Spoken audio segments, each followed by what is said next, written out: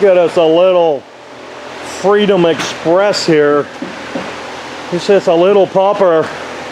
Most of the roofing, we already, obviously you can see we took off, but we don't see any compromise in the actual decking. So we're going to end up redecking, you know, getting the vents off. You can see they just slobber the same dyed core around there. That's all they do. Then there was an insert trim right here, and we took that out. It was just the cheap stuff, but that's how we got to get the awning rail off anyways. We're going to replace it with some good stuff, and I'll end up taking this here out. The stuff they use, this is it here. This is it, and it goes in the track. Well, this is just cheap stuff. The stuff we're going to be using will go in that track and it'll go over the track, the stuff that we use. So we just rip all that out of there, we'll replace it. They didn't have anything on this, so, but that's what we're looking at right now. So we're going to get the vents and everything off and start dismantling this little guy and see if we can't get it back together. Look at this, look how thick that is right there. There's no screw in it, just got the caulking off. Here just shaved it off. There wasn't one there either, and I'm guessing there looks like there may be one right here. Yeah, there's a screw there. That's a heck of a lip right there. That's the way they did it. However, it's been sealed, but it wasn't even screwed down. I wonder if there's an issue underneath there and why they didn't do it, so we'll investigate that. All right, so what we're doing now, we're looking for wires. I want to make sure they're protected. There's nothing here that's going to get a fastener anyways on this one, but surprisingly there is glue on this. None of the other ones that I've seen in the longest time ever have glue on them. So now that I know it's all glued down, I'm okay with that, but still I want to lift this edge up, and then what I'm going to do is I'm going to reach in here and see if I feel any wires or see any wires in there that need protection. That's all I'm doing, lifting this edge up. I'll go over here and we'll lift that edge up and do the same thing. Just as a prudent measure. And then if we see something, then we'll get the piece up more to put the protective bushing in there if we need to. So far, but like I said, I'm not going to tear it all up because I don't want to rip up all the trusses and everything. But I am surprised to see that there is, like I said, there is some glue on there. You can see the way they got some adhesive right here. So we're going to obviously replace this sheet and get that replaced. But otherwise, this is where the air conditioner was. You can see there was a little bit of staining right there, so it did start to leak. So overall, the deck looks fine. So we're once we get this all done and put this one piece in, we should be good to get the roofing on. One of the things I don't like is that they put nails in them along the edge. It's all nailed. See the nail right there. Right here. See the nails. So I don't like that. I wish they would screw, because it's just going into that cheap aluminum. I'm not sure how they expect it to really hold well. So we'll end up putting some screws in it. Alright, so we've got, this is the passenger side, we've got all glued, ready to roll. We're going to get that flipped over, then we're going to do the other side. You can see we got all our strips and protective strips in here and everything. So, and you can also see we redecked it. So we put a thin layer of glue on. And then up there in the front, right up there in the front, it kind of dips a little bit, but they didn't have all that fastened, so we secured all that in there, and you're probably going to have you'll probably notice a little transition where it comes down a bit. But all they do was just let it free float, and I just didn't really care for that. So let's see how it works out when we get it rolled here. All right, we're going to roll our roofing over. And I'm trying not to get that other guy in the camera because he doesn't want to be on YouTube.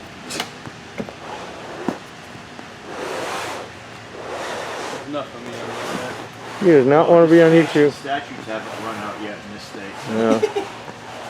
There you go. Now we just hit it with our balance roller, couple rollers. Keep going.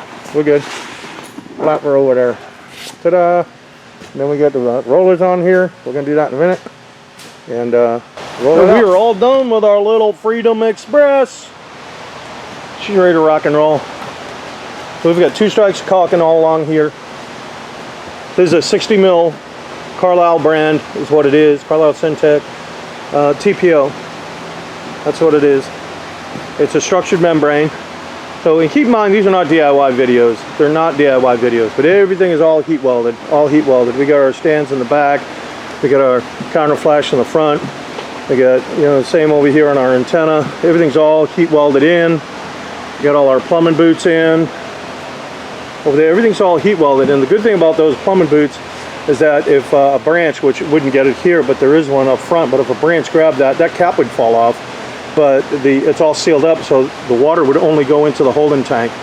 So you see we got a couple of smoke vent covers on here, a new skylight lens over there. So she is ready to go. She is ready to go. And we put all brand new insert trim all the way around. The insert trim that they had was the one that snaps in. This snaps in and over. That's the style of this one. I don't have a piece here to show you, but if I find one, I'll show you.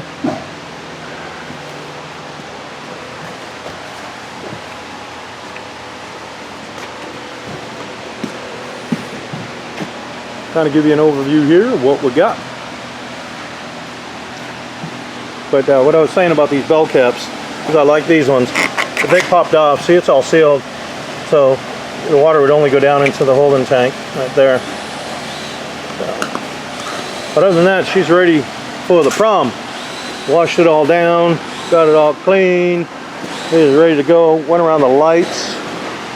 So I would like to see the windows going around. I'll go over that with the customer. Make sure he knows that we need to go around the, you know, everything like that. All around this little vent right here. This is like a mini toy hauler, I guess. Around this window and things like that. So I got all this right in here. I got to break this apart. We're going to pull it out. I'm going to put a strike of caulking down there. And I'm going to do the same in the front, but I couldn't do it now because it's no room to get in there. But he's here. He's ready to rock and roll. He's about ready to roll up here and back up and couple up and head on. So we appreciate you watching. And no logo. She did not cut me a logo. Dang. So if there's a girl out there who wants to take her spot, and not only that, we're going to get her back up here because she got the cover going the wrong way. She's got the cover going the wrong way.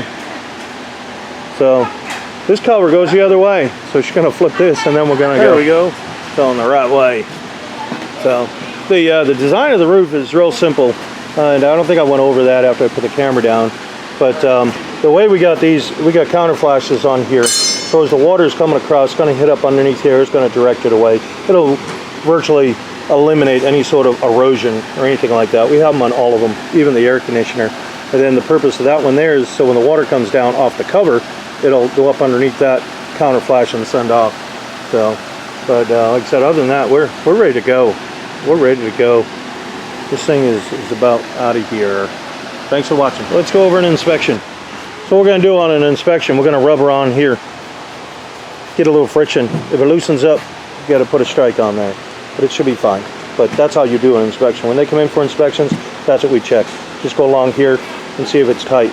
The other thing we do, this is a special roofing tool, but you can use a butter knife. You could use you know, just anything that would kind of travel along here like that. And that's how we're going to check it. And if it slipped in there, that means that little portion needs to be re-welded. But this is all welded so tight that even if this whole thing did lift up for whatever reason, if it did, then it's still welded. The first weld we do is always on the inside. It's always welded there, real tight. And then obviously weld the rest of it. But that's how you check it anyways. It's just prudent to check. I always lean on the side of caution because it's, you know, you don't want to do it twice, but I like to catch things. I carry a spare tire in my truck, you know, that type thing. So you want to do your preventive maintenance. That's really what it is. But we're going to leave it with a care package, and the care package will have some product in it. It'll have some roofing. If a tree branch hit it, we're going to leave him a piece of the roofing so he could have it patched. If he brings it here, we do it for free. But if he's out and about and needs to get it done, at least he's got the right material. You cannot mix and match TPO. I don't care what any supply house tells you. You cannot mix and match TPO. You can't put one brand on top of another.